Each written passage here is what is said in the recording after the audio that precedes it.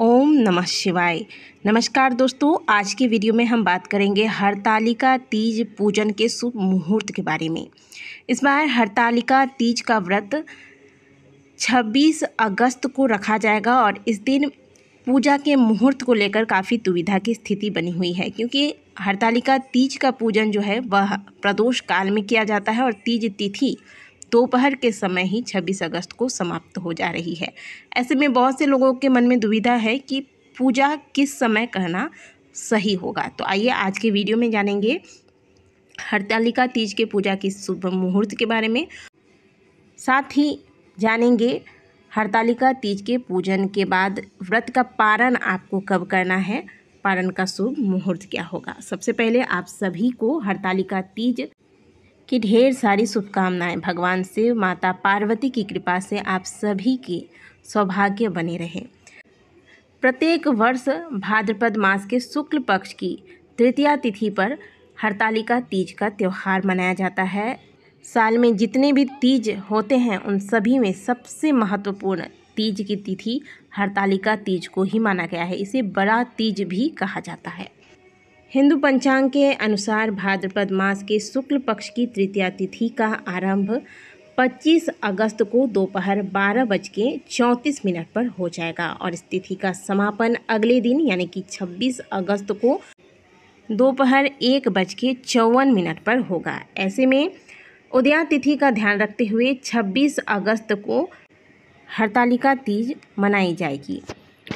पूजा के शुभ मुहूर्त के बारे में बात करें तो प्रातःकाल के पूजा का शुभ मुहूर्त होगा 26 अगस्त को प्रातःकाल 6:22 से लेकर प्रातःकाल 8:53 तक, यानी कि इस दिन सुबह पूजा के लिए आपको 2 घंटे 31 मिनट का समय मिलेगा। इसी बीच में आपको सुबह की जो भी पूजा है, जैसे कि सबसे पहले तो आपको संकल्प लेना है, तो स्नान करके शुद्ध वस्त्र धारण करें, सूर्य देव को जल अर्पित करें। फिर इसके बाद भगवान शिव, माता पार्वती की प्रतिमा स्थापित करके हाथ में अक्षत पुष्प जल लेकर व्रत का संकल्प लें। जो जिस प्रकार का व्रत रखता है उसे संकल्प के समय उसी व्रत का संकल्प लेना चाहिए। जैसे वैसे तो हरतालिका तीज का व्रत निर्जल रखा जाता है, लेकिन यदि कोई शारीरिक कष्ट है या फिर कोई गर्भवती महिला है, उन्हें हरतालिका तीज का व्रत रखना है तो निर्जल व्रत तो आप नहीं रख सकेंगी। ऐसे में आपको व्रत के संकल्प के दौरान ही भगवान शिव, माता पार्वती से प्रार्थना करना चाहिए कि हे माता पार्वती, हे भगवान शिव, इस बार मैं निर्जल व्रत नहीं रखूँगी, अर्थात मैं जल लेकर व्रत का पालन करूँगी। इस प्रकार से आप भगवान से प्रार्थना करते हुए व्रत का संकल्प ले लें। अब आपको जो भी आपकी तैयारियां हैं शाम के पूजा की वो सारी कर लेनी है। और हरतालिका तीज की पूजा हमेशा प्रदोष काल में करना शुभ होता है। बहुत से लोग निशिता काल में भी यानी कि 4 प्रहर की पूजा करते हैं तीज पर।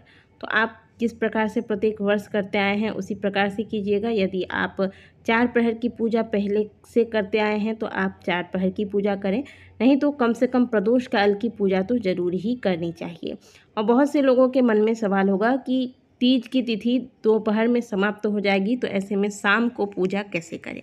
तो देखिए, सूर्योदय जब होता है, जिस तिथि के साथ सूर्योदय होता है वही तिथि मान्य होती है दिन रात। तो चाहे तिथि समाप्त हो जाएगी, लेकिन प्रदोष काल में जब आप पूजन करेंगे तो तीज तिथि ही मान्य होगी। इसीलिए आप निसंकोच प्रदोष काल में तीज की पूजा कर सकते हैं।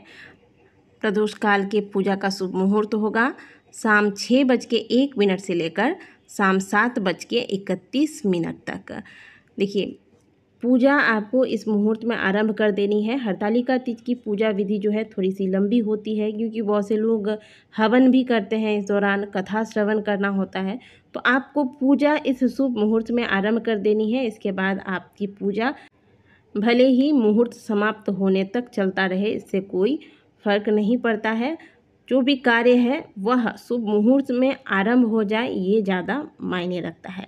तो पूजा शुभ मुहूर्त में आरंभ कर लें, फिर वो पूजा चाहे जितने समय तक चले आप इसे कर सकते हैं।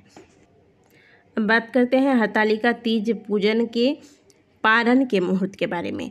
तो जैसा कि हमने आपको बताया कि 26 अगस्त को व्रत रखा जाएगा।